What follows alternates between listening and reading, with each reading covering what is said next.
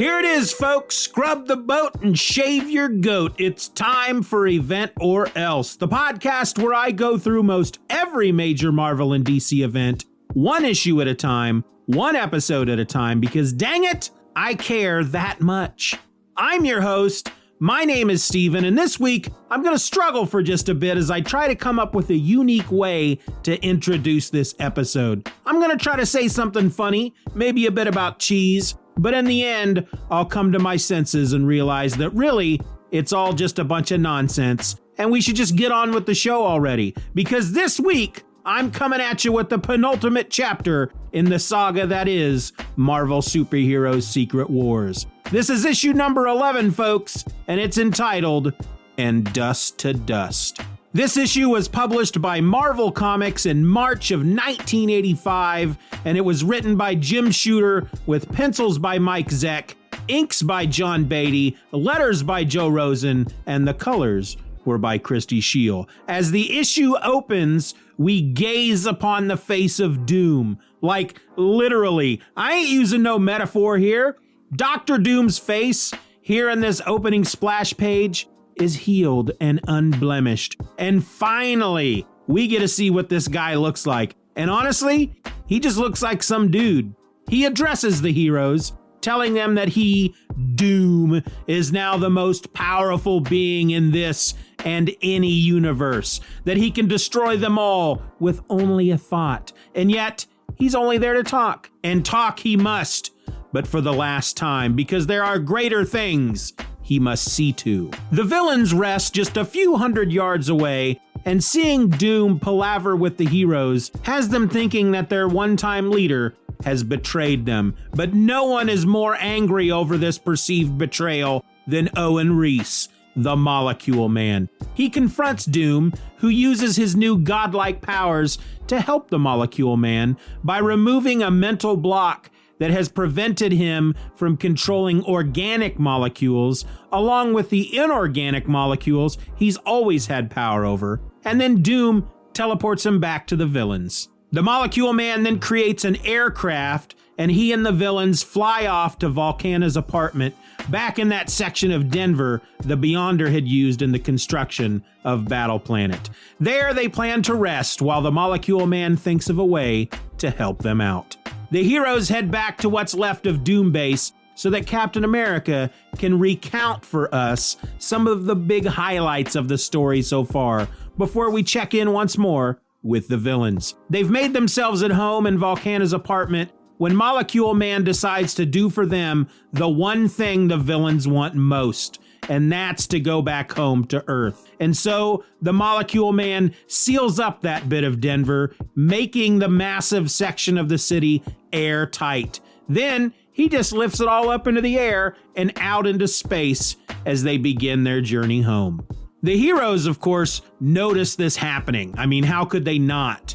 But they realize there's really nothing they can do about it, and so they just go on with their day. That night, Colossus decides he misses Zashi a bit too much, and so he steals away to be with her in the alien village. In the meantime, as he's flying away on a stolen sky sled, a small, flickering point of radiance drifts into Doom Base, where it finds a sleeping Hulk and sinks softly into the green behemoth's head. Soon, Spider-Woman, who's stalking the Doom Base hallways, encounters the Hulk. He seems off, almost robotic, so she tries to stop him from going any further so that he doesn't do anything or anyone all kinds of damage. She can't stop him, of course, but as she's trying, the small flickering point of radiance floats out of the Hulk's head, which causes him to sink unconscious onto the floor, and then it enters Spider-Woman's head.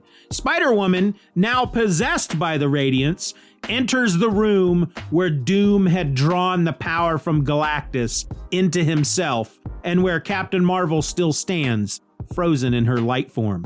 Spider-Woman approaches Claw's disembodied head, which the heroes apparently just left lying around there on a countertop, when suddenly a bright light explodes all around her, causing her to scream. The heroes, hearing her scream, rally to her, where they find Captain Marvel back to normal, standing next to a dazed and confused Spider-Woman. Spider-Woman tells them that she suddenly just found herself in the room, waking up to see Dr. Doom, who had revived Captain Marvel, put Claw back together and then stole away with him, but not before leaving a message for the heroes burned into a wall. You are summoned to the Tower of Doom at dusk tomorrow. The Thing, who just happens to be looking out a window, points out a tower in the distance, one that stands hundreds of miles high that wasn't there before. Now that has to be the Tower of Doom, right? Thank you, The Thing. Inside the Tower of Doom, the good doctor is hanging with Claw before deciding that he must rest. He doesn't need rest. He's a god after all. He just feels like resting so that he can draw in his power and contain it. But he can't fall asleep, and so he asks Claw to watch over him to keep him from falling asleep, which seems a bit odd for a god, but whatever. Meanwhile, at the alien village, Zashi is pulled from a deep sleep by a knocking at her hut door. It's Colossus, and he's brought with him a big bunch of flowers. He gives her a big speech about love and possibly dying tomorrow, but being an alien, she doesn't understand a word. She does, however, know when a guy is coming on to her, and she smiles at him. The next day, our heroes, minus Colossus, arrive at the Tower of Doom. Claw shows them in, where Dr. Doom explains to them for like the third or fourth time that he is now a god and therefore is above all of their petty mortal desires. He has transcended this plane of existence. And yet, before he gives himself over completely, there are a few things he needs to do. First, he brings Kang back. Remember him? Kang tried to kill Doom all the way back in issue number 1. And so Doom had Ultron disintegrate him. Well, now he's back. And Doom, after bringing him back to life, sends him home. He then goes on to explain that Galactus has already been found and aided by his herald Nova, wrapping up that part of the story. Then he tells the heroes that he will grant them one request as a gesture to atone for the suffering they have all endured at his hands. Spider-Man thinks that they should take him up on the offer and that maybe Doom can send them home. But Reed's all like, nah, I can get us home. Wait, what? Since when? And why has he waited this long to say something? Nobody, however, seems to be upset by this announcement, which is super odd.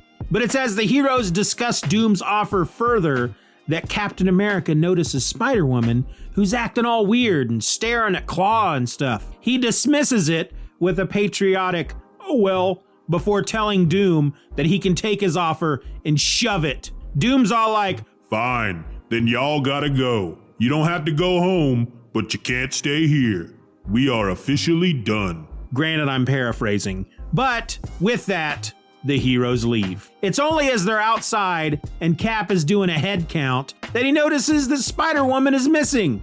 He has the others wait, and he goes back into the tower to look for her. He finds Doom in the den reading the paper and drinking wine, which, okay, I mean, sure, he's a god now. He should have no problem getting the current edition of the Wall Street Journal.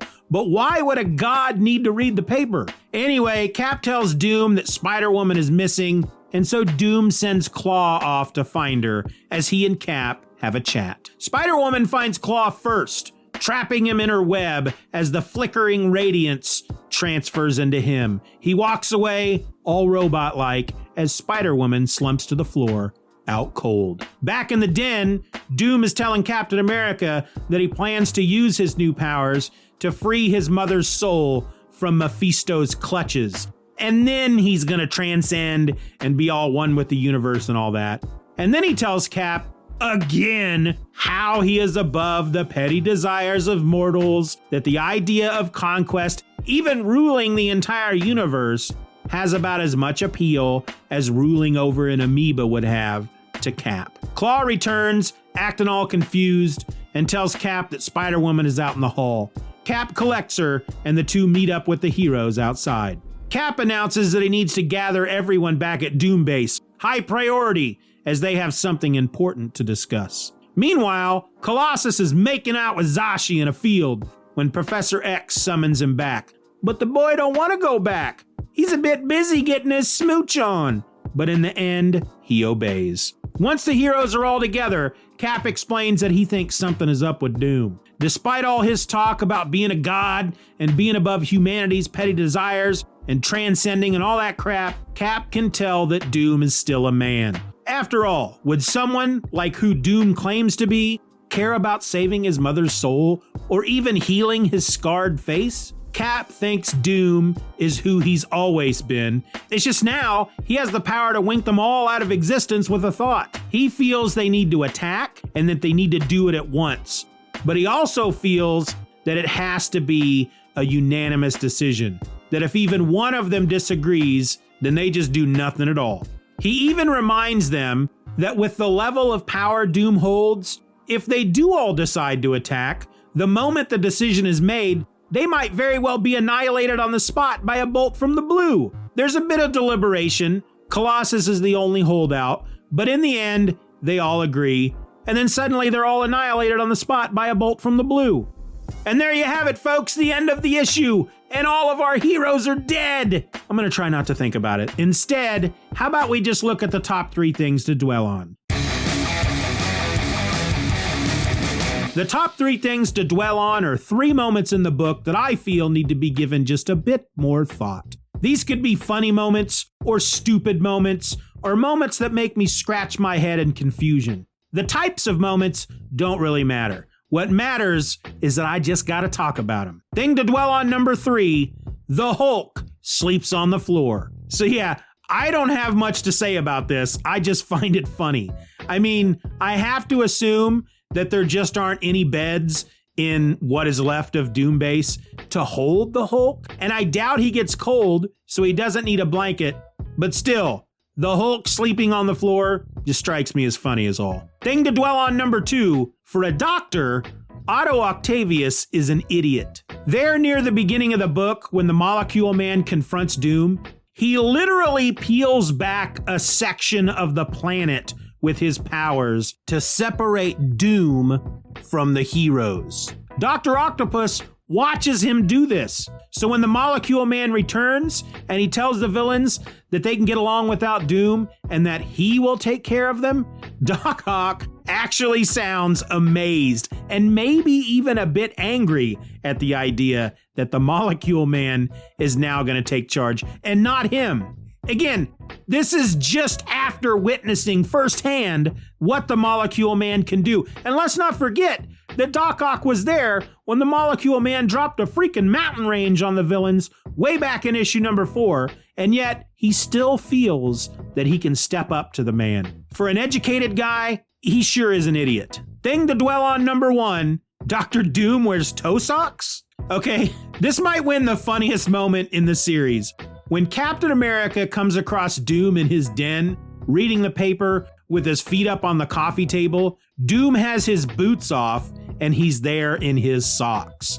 But here's the thing, you can see his toes. Honestly, I feel like Mike Zeck drew the panel with the intention of Doom being in his bare feet. But then Christy Shield colored his feet white as if he was wearing socks, which makes sense. Why wouldn't you wear socks in metal boots? But because you can see his toes, that makes them not your average socks, but toe socks. And frankly, the idea of Dr. Doom wearing toe socks underneath his armor endears me to the character in a way that nothing ever has before. And those were the top 3 things to dwell on. So now we come to that time in the show where I wrap it all up and tell you how I feel about the book in general. And well, this is it, folks. We have just the 1 issue left. And from what I remember, it's double-sized. But really, with the heroes dead, what are they going to do with the double-sized issue? All right. We all know they aren't dead, which means we get to find out how they survived. Plus, are we going to see any more of the villains as they ride back to Earth in Volcana's apartment? I have to assume that the Molecule Man has them moving at a pretty fast clip. Otherwise, it's going to take years for them to get back. And what's with Reed suddenly announcing that he can get them all back home?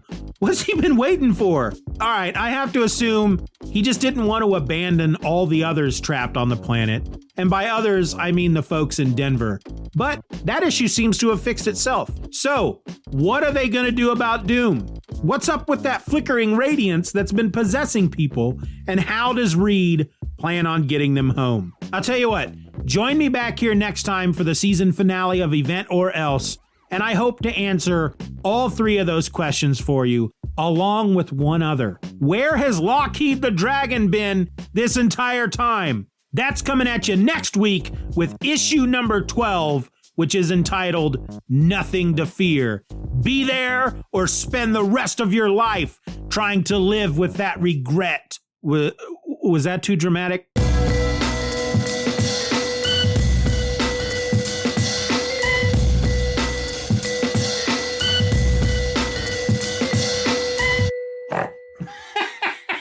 There's your snort. That may go at the end of the It better.